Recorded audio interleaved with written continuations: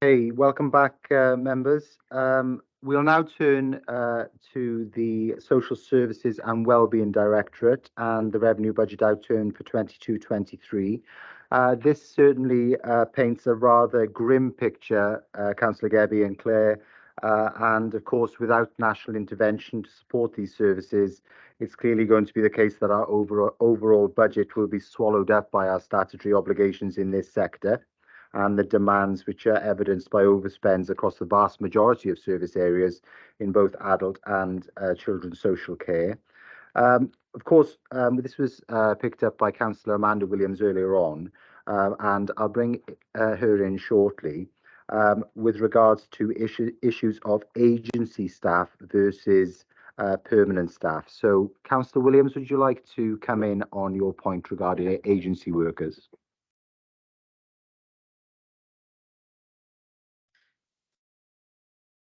Sorry, it's taken a while for my screen to come on. Yeah, it was just about the fact that we're reliant on agency workers, and this is at an increased cost. And I wondered what this cost was. And obviously, we've touched on recruitment, and we have got this recruitment drive, what we're doing to bring down agency and have a permanent staff, because it's better for obviously families if they've got the same person all the way through rather than agency staff. Thanks.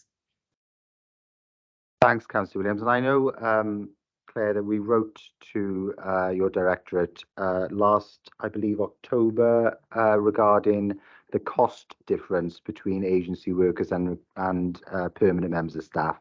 I'm not entirely sure whether we received a formal response from you yet, so perhaps you can chase officers for that. But in terms of Councillor Williams' question, perhaps you and Councillor Gebby can both address that in tandem. Councillor Gebby first, or Claire? Okay. Either one, doesn't matter. Yeah, thank you. Oh. Make sure your mic's turned off on the system. Apologies, that was an error, wasn't it?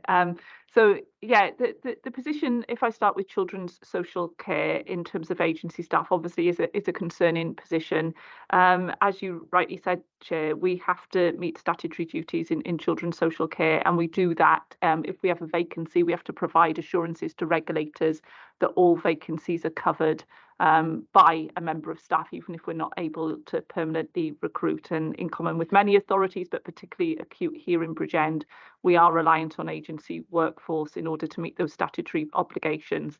Indeed, at this moment in time, because of the significant increase that we've seen in demand and increase in contacts and statutory interventions in children's social care, we actually operate above establishment, and we operate above establishment in children's social care teams in order to meet statutory responsibilities and to keep caseloads at a reasonable level, even though we're not at best practice level in some of our teams at the moment. So in terms of the cost of agency, the cost of agency does vary from worker to worker, but there has been a lot of work which has been done across Wales by the Association of Directors of Social Services to try and better manage the market in terms of agency social workers.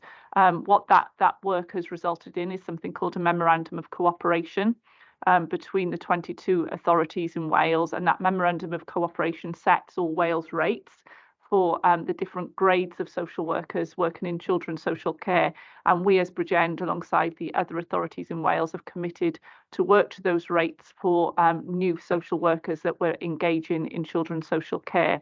What I would advise committee of is that ourselves and one other authority in Wales have got some exemptions in respect of that memorandum of cooperation, that we are able to work outside it in some very limited circumstances if we are unable to meet statutory duties unless we work to higher rates. But I'm pleased to advise, and that memorandum came in from the 1st of May, that we haven't yet had to do that in terms of engagement of new social workers. So that is meaning that the agency market is feeling a little more stable.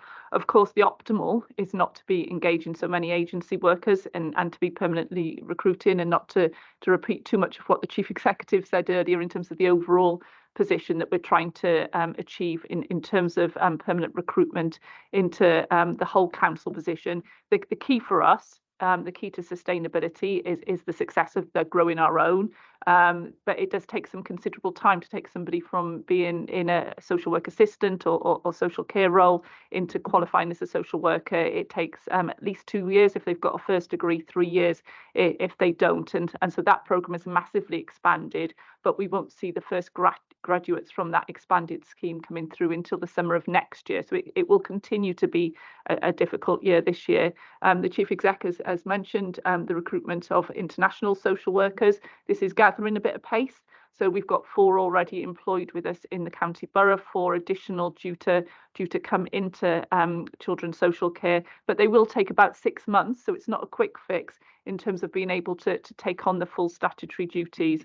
So we continue to be significantly reliant on agency, particularly around children's social work. We are seeing a slowly improving position, but the more significant change will come from next year onwards when those Grow Your Own will be qualifying. Thank you, Chair.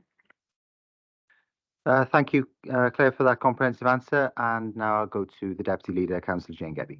So just to surprise you, Chair, I'm not going to repeat anything that Claire has said. I'll just pick up on one point that Councillor Williams referenced, and that was about continuity of provision. I wouldn't disagree with you. Social Services and Wellbeing Act actually directs us to have some continuity of provision. You should have the same social worker because you need to establish that very personal relationship, because someone who's in social services care and asking for help and support is not in a good position anyway. And you don't need to redo that relationship because that's really substantial part of the work that we do. Thanks very much, Chair. Thank you very much for that supplementary response, Councillor Gebby. Councillor Williams, would you like to come back on that or introduce your next set of questions on disability facilities grants and capacity in care homes?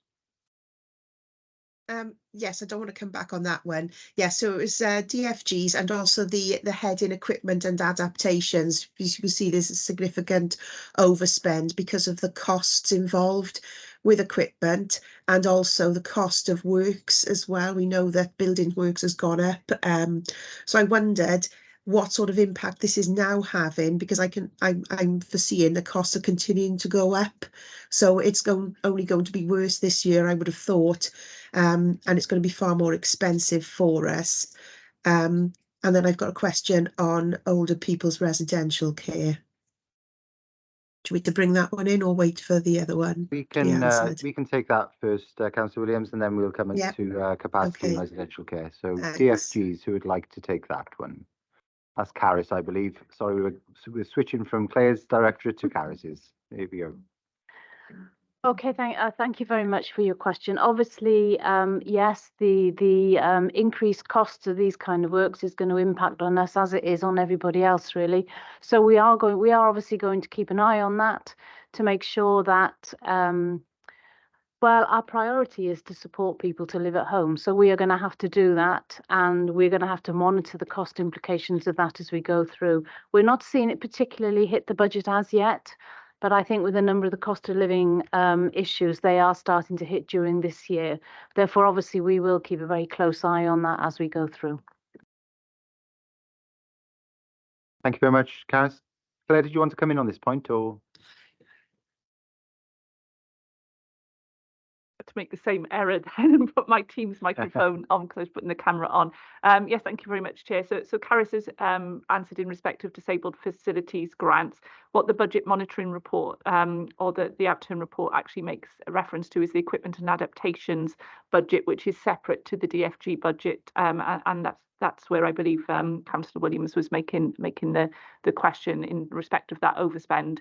What you can see is that this overspend is an underlying overspend. You know, we've had policy in Wales. It's the right thing to do for many years to support people to live as independently as possible within their own homes.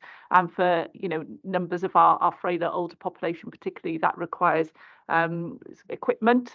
We've got a joint equipment service. We talked about shared services earlier in the meeting. We've got a joint equipment service, is Vision Products, which is led by Rhondda and Taff. But both the cost of equipment, but also the volume of equipment and the type of specialist equipment that individuals need. If we think about sort of the sort of beds, for example, to keep people free of pressure sores in their own homes is increasing, and you can see that as an underlying overspend. Now, this is an area of spend which in previous years we get one-off grants from Welsh Government, dare I mention winter pressures grants, and you're able to offset some of this money against those sorts of grants. That didn't happen last year, and I think this is showing the difficulty when you're hoping that grant funding comes through and it doesn't. It's the sort of difficulty which budgets have if they haven't got a sustainable budget for an ongoing need. Thank you, Chair. Thank you. Councillor Williams, would you like to come back on this specific point regarding disabled facilities grants? No, it's fine, thanks. Okay, and can I ask Councillor Tim Thomas and Councillor Martin Jones whether this is related to disabled facilities grants? It is, Chair, yes. Okay, I'll bring in Councillor Thomas now then, please. Thanks, Chair. Just a very quick question. Obviously, a bit concerned about the waiting times for the completion of DFGs. Do we have any figures, Claire, on our delivery times, and are they going down, or what's the trajectory, current trajectory for our delivery times? Thank you, Councillor Thomas. I think they're in the dashboards at the back of the pack, but they would have changed, and we're going to receive the performance report at the end of Q4, I believe, at the next meeting, but Paris may have the figures off the top of her head. Unfortunately, Chair, no, I don't have the figures off the top of my head. Our performance in relation to DFGs for children has actually improved. I don't have the figures off the top of my head for others. As you know, it's a service that we've been putting a lot of attention to recently. So our processes now are just about in, and we are now speeding up the rate at which we are actually able to provide the adaptations that have been prescribed for people. But I don't have the actual figures on the top of my head, I'm afraid. Okay, thank you, Caris. I can confirm that at the end of Q3, we were at 261.42 days, and the direction of travel is downwards. So our target is 240 days, if that helps, Councillor Thomas. Councillor Thomas, would you like to come back in at all? Or? No, I think that's quite interesting. Do we know how we compare as well to other authorities? Perhaps not, I suspect. It's a bit of a. I don't expect Caris to have this sort of data off the top of her head, but perhaps if she could come back to us with a written response on this one.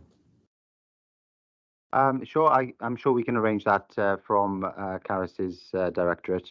Just to say that our average number of calendar days taken to deliver a disabled facilities grant for children and young people is more positive at 91 days. But I'll bring in Councillor Gebbia, who I think wants to intervene on this. Thank you very much, Chair. I think it's just worth noting that all the data we wouldn't necessarily hold. As a person out in the community, you can contact Care and Repair just to get a handrail up your garden. They wouldn't necessarily tell social services about it, and you can request that just as an individual resident. So all the data that we hold wouldn't necessarily reflect. And whilst I appreciate we're talking about DFGs, we have a lot of people out there, particularly our more older, vulnerable residents, who just contact Care and Repair in Bridgend, and they have minor adaptations done just as a request because it makes their life easier.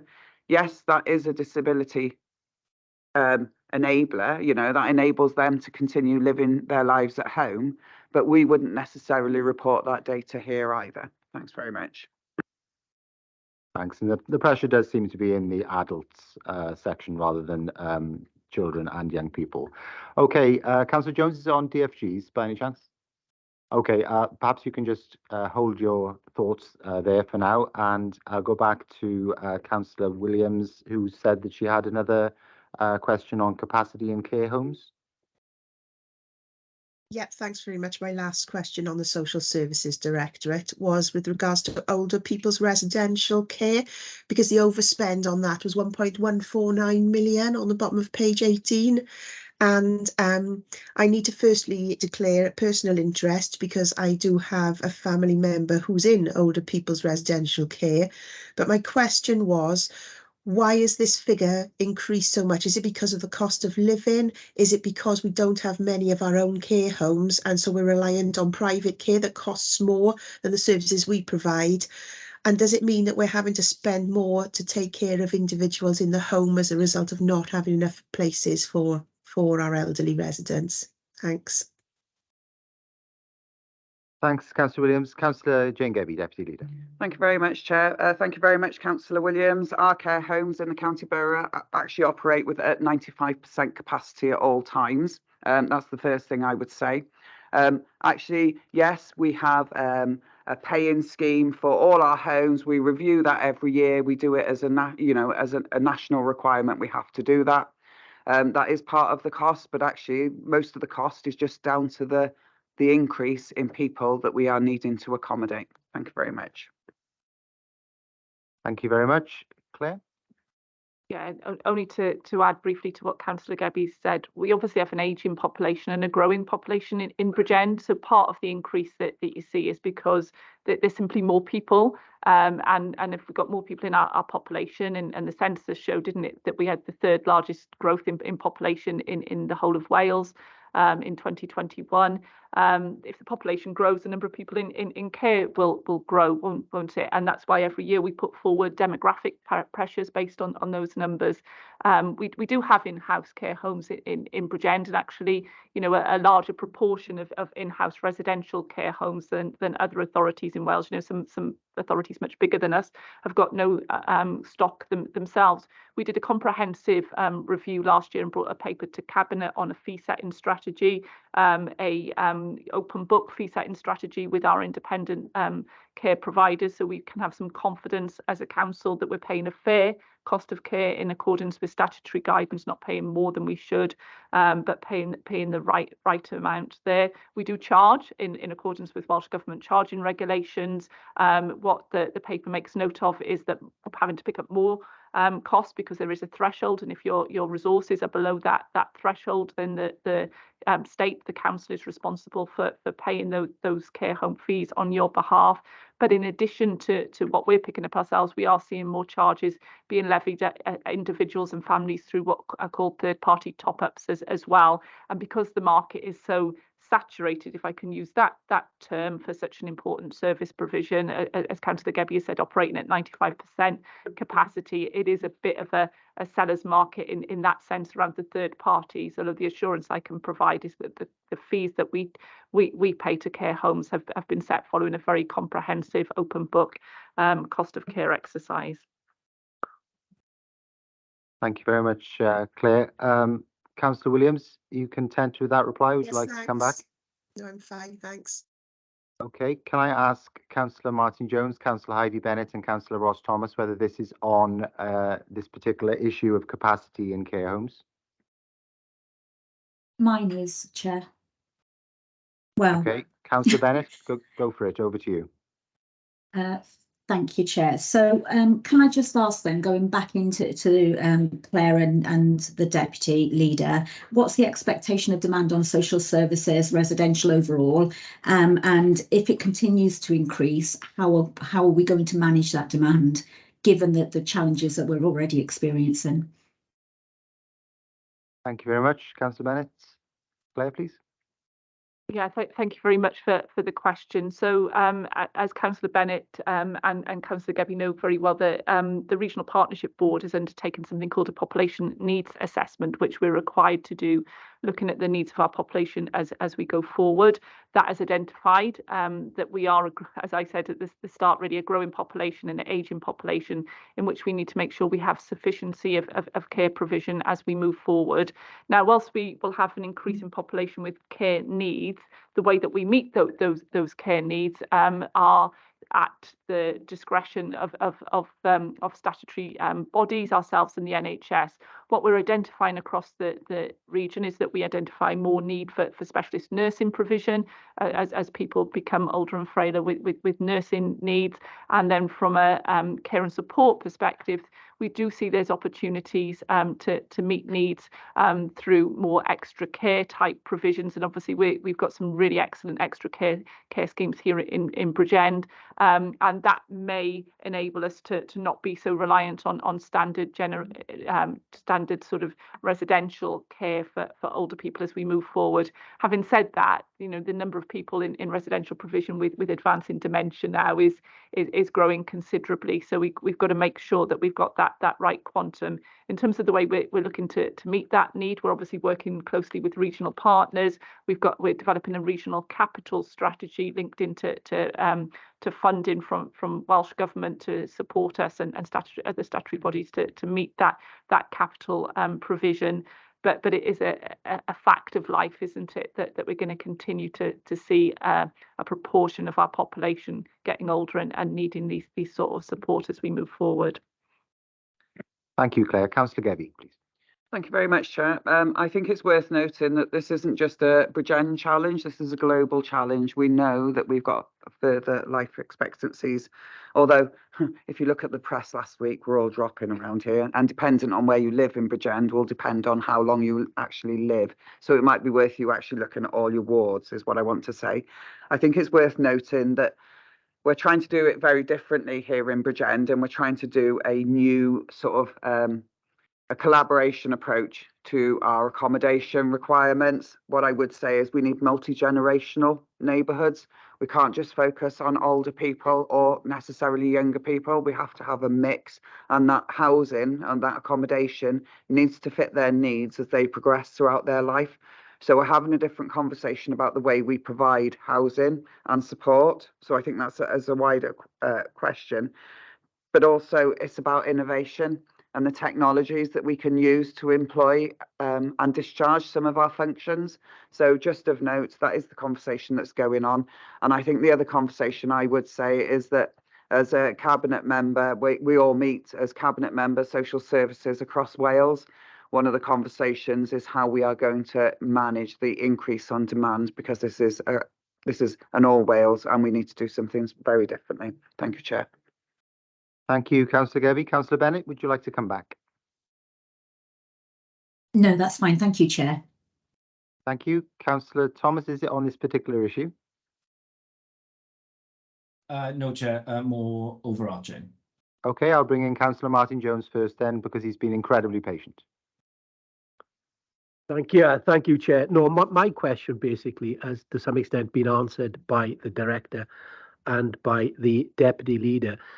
Clearly, the demographic trend in Bridgend is or suggests there's going to be an increasing demand to support the most vulnerable.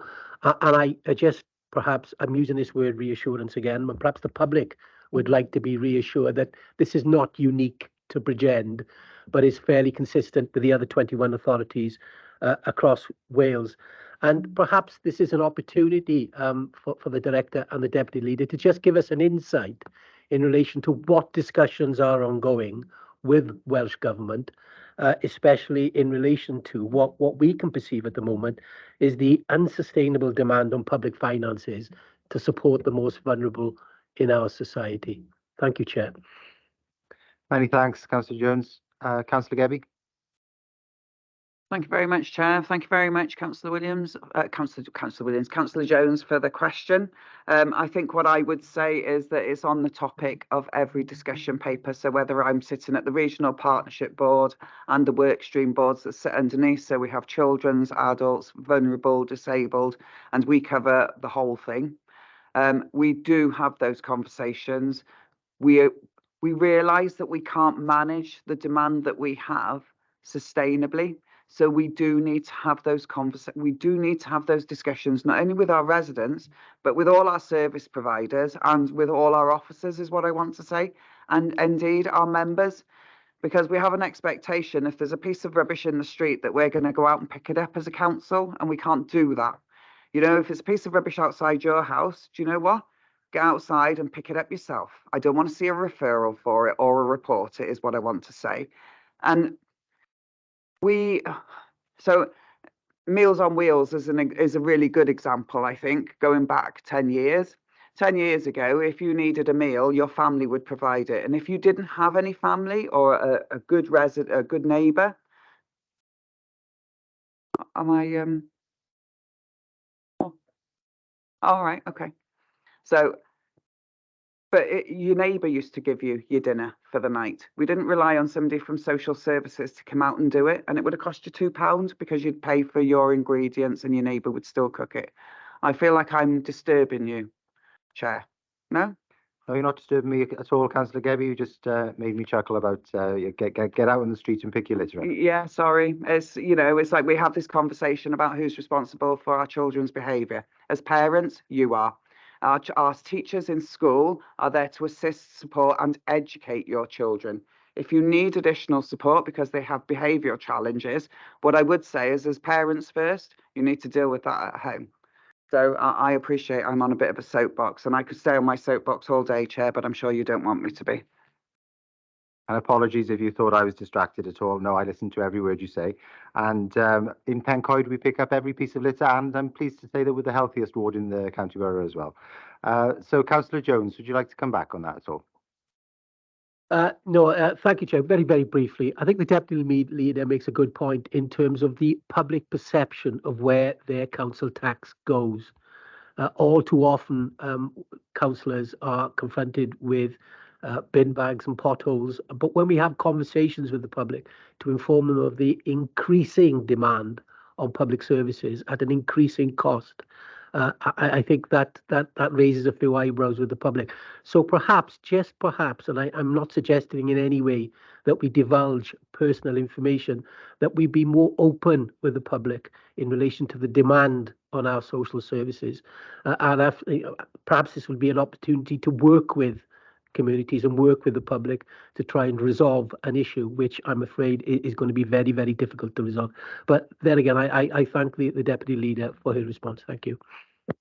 Thank you, Councillor Jones. And I think Claire would like to come in with some supplementary remarks. Apologies, I keep putting on my my Teams microphone. So just to share with Scrutiny Committee some information in respect of the financial challenge. So the Welsh Local Government Association, in terms of submission around the budget for this year and going forward, estimated, and it wasn't an estimate, it was based on actual returns, 407.8 million cumulative budget pressure for adult and children's services across Wales over the next 2 years. Bridgend's proportion of that would be 18.351 million. Now, these are scary numbers, aren't they, in terms of the future of the future of public services. What I would say is that we're always striving to be as cost effective as we possibly can and look at new and more preventative ways of doing things and supporting people. So, we've got some excellent examples of that in Bridgend. My colleague Andrew Thomas is part of a major conference later this week as a Bevan exemplar. And that is showing that through our Future Ages programme, for every £1 that is invested, there's £4, I think 38, I might get the exact figure for the minutes, return on that investment in that sort of really preventative work. And I would say that amidst all the sort of pressures and challenges that we've got in terms of social services and people with those high levels of care and support needs, that preventative offer needs to continue to be at the core, really, because it does work when it's in place, and it is the sort of what people want. People don't want to be dependent on social services. They want to continue to live good and active lives. Thank you, Chair. Thank you, Claire. Councillor Jones, you content? Great, thank you very much. And I'm just going to bring in Councillor Paul Davies because he's indicated to me that he'd like to make a declaration of interest. Councillor Davies? Sorry, Chair. Chair, Meals on Wheels has been brought up in the discussion today, and my partner works for Meals on Wheels, so I'd like to declare an interest on that, please. Thank you very much, Councillor Davies. That's been noted. Thank you. Thank you. Thank you, Chairs. Councillor Penhill Thomas now, please. Fab. Thanks very much. And really good to hear Claire talking about investors about that, not just in this directorate, but in other directorates too. Just very quickly, obviously it's a very grave picture in terms of the overspend here in this directorate. Possibly no surprises why we are at where we're at. I would think that the budget pressures are going to continue for some significant time in this directorate as well.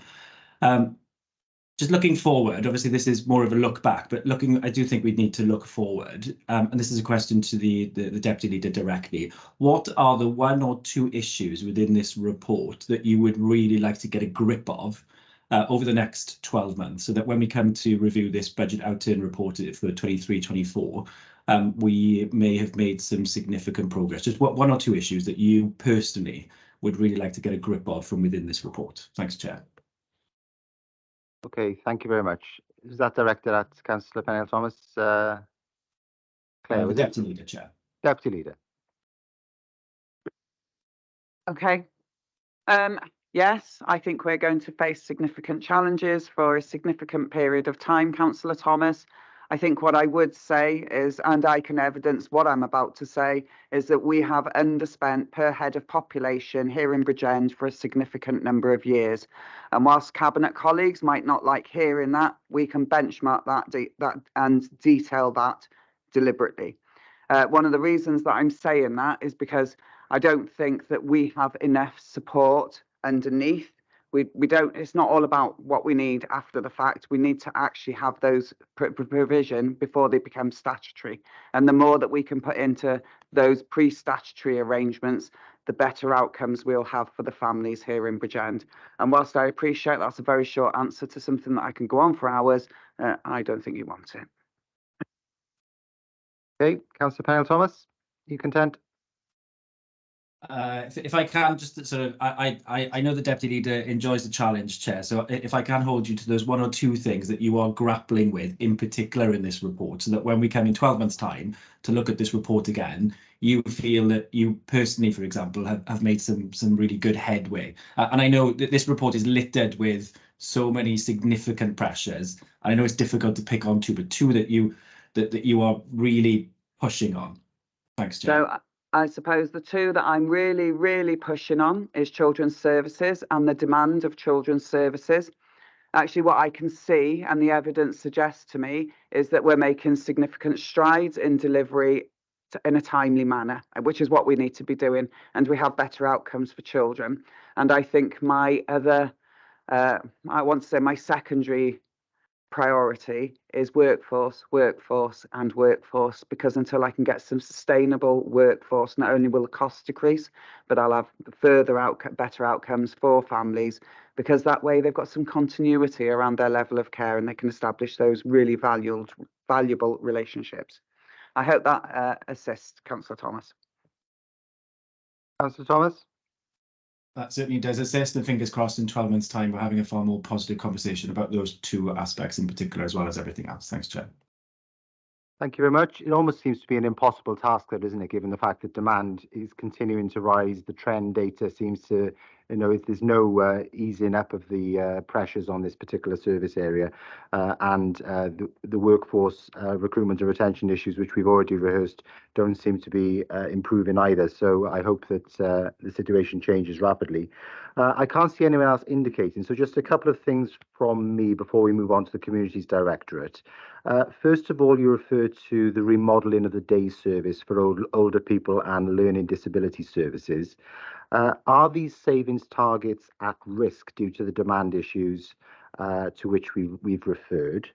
And furthermore, I know that in the broad scheme of things, the variance in prevention and well-being is pretty minute, but what more can be done to prevent both adults and children from requiring statutory intervention in the first place? Thank you very much for the questions, Chair. Just get the camera on and avoid the other microphone. So I think two really important questions, actually. So in terms of day opportunities, we've commissioned a major review, which we've got a draft of at the moment, which will be coming forward for consideration through scrutiny and cabinet processes. around the way that we support people with learning disabilities. So one of the key features in the budget that we've seen is significant overspend in learning disabilities. Now, we don't actually have a growing population in terms of learning disabilities. What we're seeing is more complexity. And a number of years ago, the day opportunities in Bridgend were remodelled to be what's called a sort of intergenerational model. So both older people with dementia and younger adults with learning disabilities come together. Now that review is suggesting quite a radical future in terms of day ops for us, which will require some significant change. But obviously that would need to be consulted and engaged on, and it would need a policy position if we're going to change that operating model. But I think it's potentially quite exciting. We know that people with learning disabilities, have got the same aspirations and life sort of opportunities as us in terms of what they want to do around pathways to employment, for example. So there's lots that we want to do over the next number of years, which doing the right thing is invariably the most cost-effective endeavour as well. So that will be a big focus of work as we move forward. In terms of prevention, I think one of the features of our set of arrangements here in Bridgend is that we support a lot of vulnerable people through statutory services.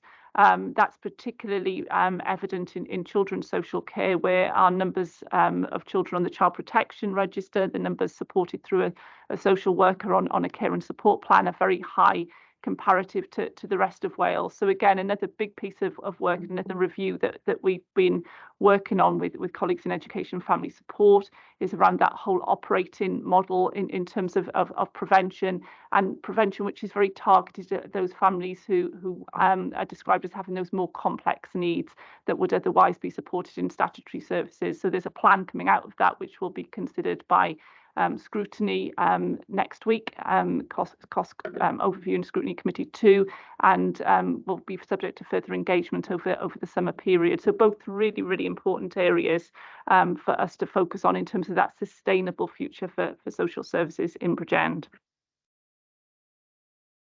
Thank you very much indeed for that comprehensive response, Claire. Councillor Tim Thomas. Thanks, Chair. I wasn't going to ask a question, but the Deputy Leader's response has prompted me to look into another area, and I'm really pleased to see that her priorities of the workforce, massive demands on children's care. When I've talked to social workers, they've told me that one of the biggest barriers, one of the biggest burdens in their work is the amount of paperwork they have to do. I note that our business admin and management, there's an overspend there. But I'm just wondering, in terms of child social workers, what proportion of their work is done face-to-face with children and young people, as opposed to the paperwork and admin? And are we looking at any ways of reducing this administrative burden so they can increase their time doing face-to-face work with children, young people, basically? Thanks, Councillor Thomas. Claire, please. Yeah, I keep doing that today. Yes, Councillor Thomas. So Council, when you approved the budget earlier this year, you approved a pressure around something called social work support officers.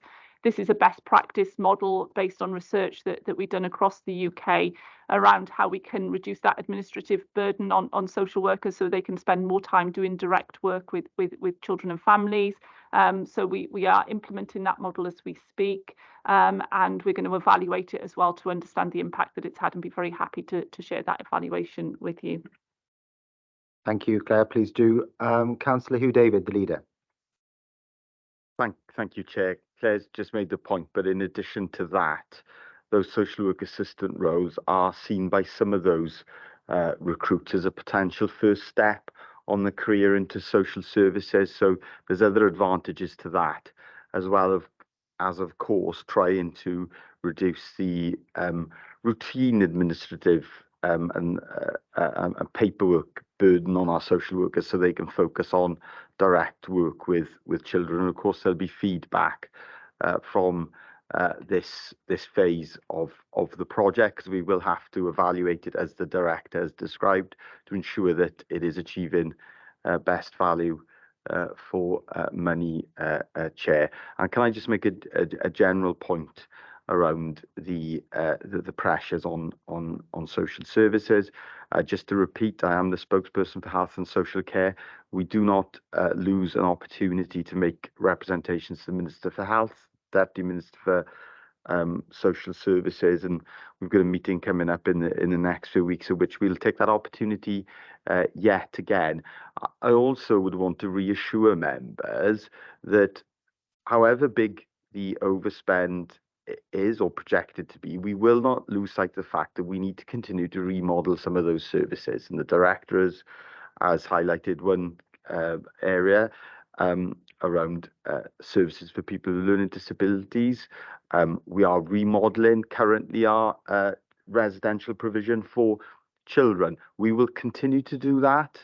And in fact, there is greater pressure on us to accelerate that model of provision because we know it provides a better service for the people we are supporting. We want to maintain that independence, but also we know that that can alleviate some, but not all, some of the pressure around the overspend.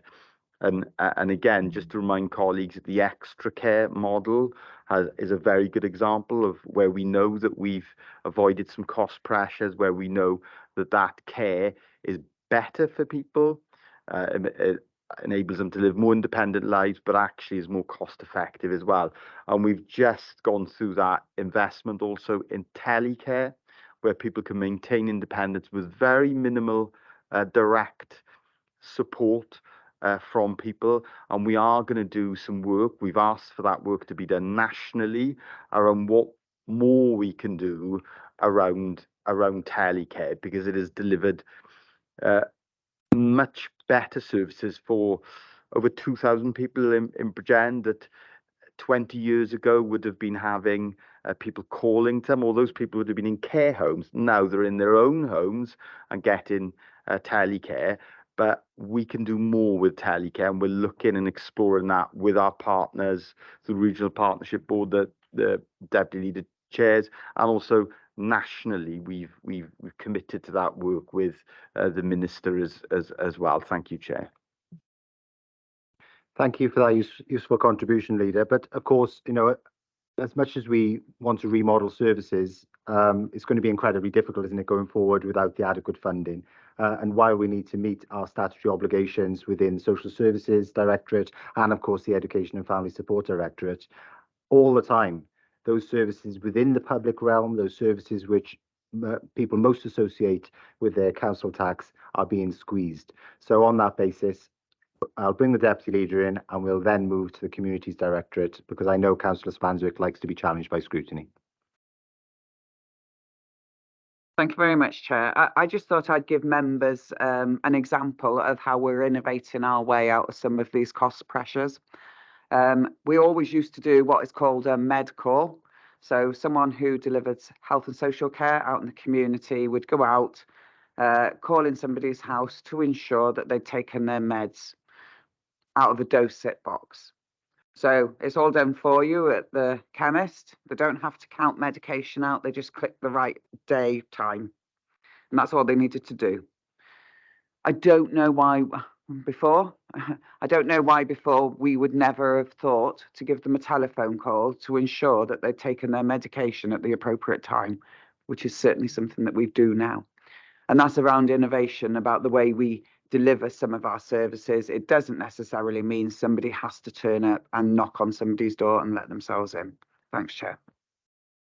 That's useful. Thank you very much, Deputy Leader. Unless there are any further interventions, then we'll move to discuss the Communities Directorate with Councillor Spanswick and our Corporate Director for Communities, Janine Nightingale. So does any member have any questions on the Communities Directorate? I'm sure we do. Councillor Paul Davis, please, the Chair of Scrutiny Committee 3. Thank you, Chair. And congratulations on your reappointment this morning, to Chair. Well done. Chair, I don't want to do too much detail here now. In this, we got a deep dive. We're going to go onto this coming up, hopefully, with the through scrutiny, which is called for in the last Scrutiny 3 meeting, as you're aware. What the whole pretext through the report is about underspend. I noticed there are overspends in there. There's a lot of underspend blamed on staff vacancies, etc., etc. I picked out one particular one on page 23, the highway one. Now, can you give us an explanation into where these underspends come from and why?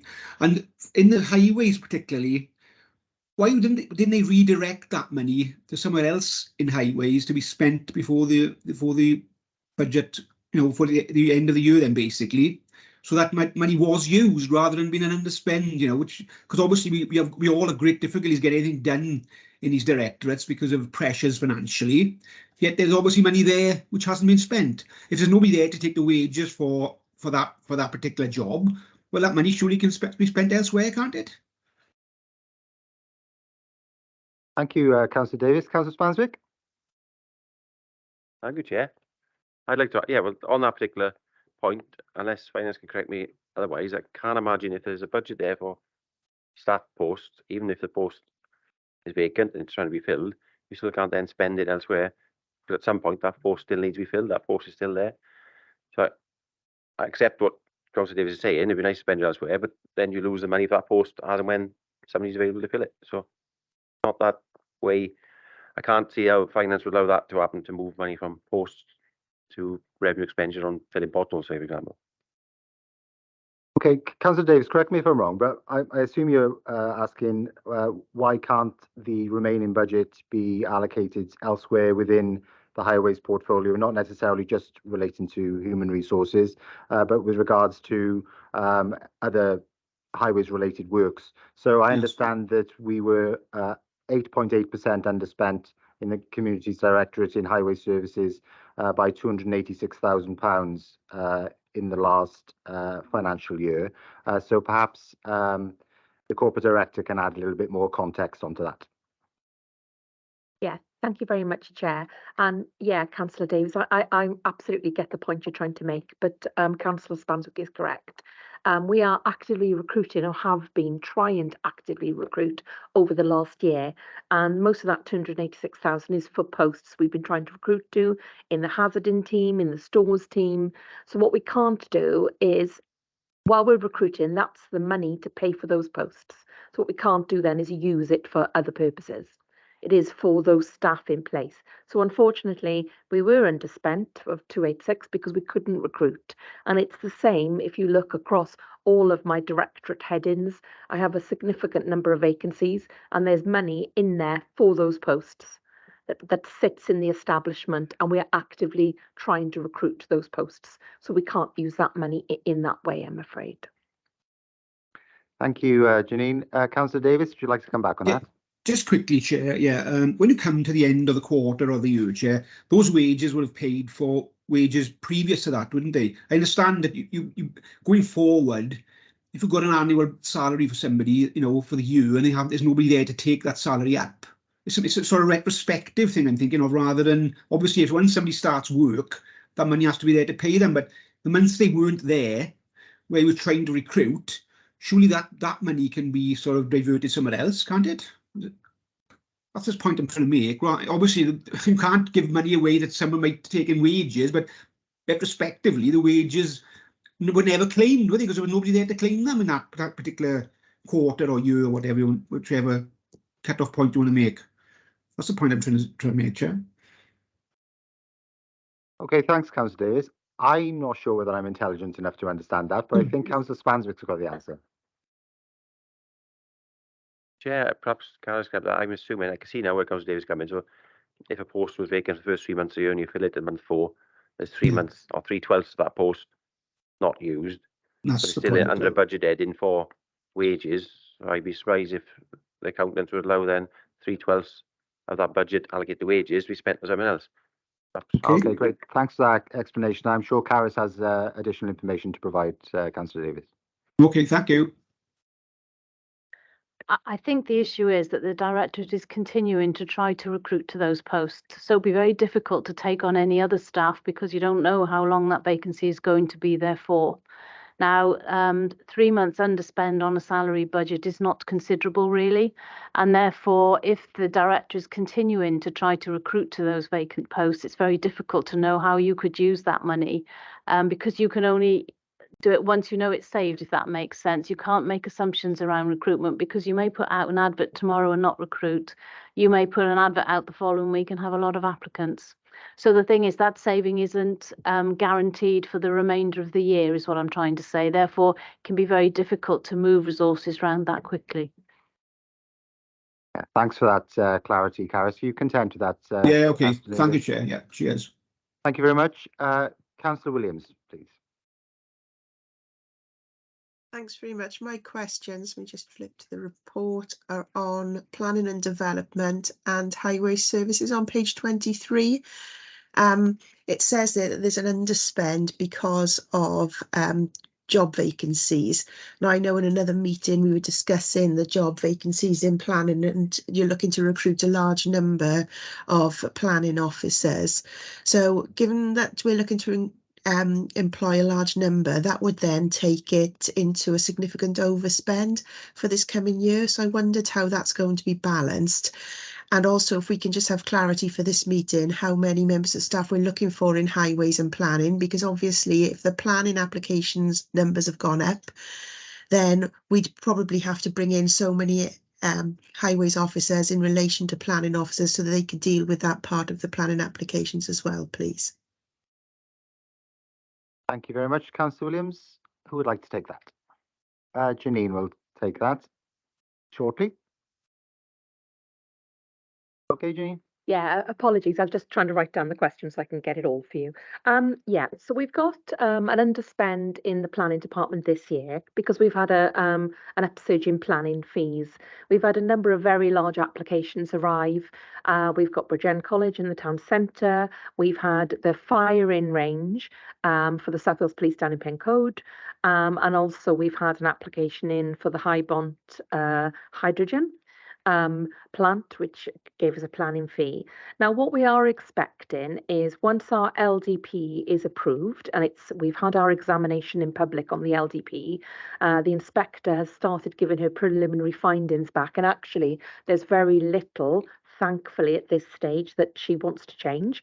So we're hoping that by the end of this year we could have our LDP in place. Now, what will that mean? Well, that will mean that a lot of those strategic sites will be coming forward for housing and a lot of movement, and that will be generating significant planning application fees. Now, Councillor Williams is absolutely right. We don't have enough planners in place. In fact, some of the planners in my department are carrying application loads of up to 90 applications when they should be around the 40 mark. So the staff are considerably stretched. But we've got a planning restructure that we are starting to recruit to, which is going to add more posts into play. Now, we've got an earmarked reserve in the first case of £400,000 to look to fill phase one of that structure and to move forward. And from that point forward, we're hoping that the planning fields will be at such a level that we will be able to sustain that structure. As we know, there is an awful lot of work come in. Now, it isn't just development control officers. We're looking for more planning enforcement officers, and we're also looking for more development control highway officers. Because what we do have, of course, is we have to have highway comments on a lot of our applications. So we're looking to recruit to the highway piece as well. So hopefully that answers some of the questions that Councillor Williams had. The new structure, I believe, has got about 16 new posts in the planning restructure, including some highway posts. I've then got a significant number of vacancies, I'm afraid, in my highways department, mainly in things like structural engineers, those posts, those professional services posts. Now, interestingly enough, I was in a conference on Wednesday with other local authorities talking about the corporate joint committees that are formed and are coming our way. And the corporate joint committee, of course, will be looking at planning, highways and economic development, 3 areas within my directorate. Now, I was having a chat during the networking time with lots of other counterparts in the other local authorities, and actually they've said the same as us. They cannot get hold of quantity surveyors, highway engineers, planners. There is a real problem in that service area, and what a lot of it comes down to is there are, I'm afraid, higher salaried roles in the private sector. So it's not just our local authorities across Wales that are having difficulty with these professional skilled roles. We're going to continue to try and recruit to these posts. We're using innovation as they are in social services in terms of we're looking at the professional qualifications and maybe taking people, for instance, we take people into surveying roles and pay for them to become chartered. And we're looking at lots of innovative ways to fill posts and move forward. So hopefully that has answered the 2 different parts of Councillor Williams's question. Great, thank you very much, Janine. Councillor Williams, would you like to come back on either of those points? Yes, just with a little supplementary. You mentioned about the recruitment and the 16 posts.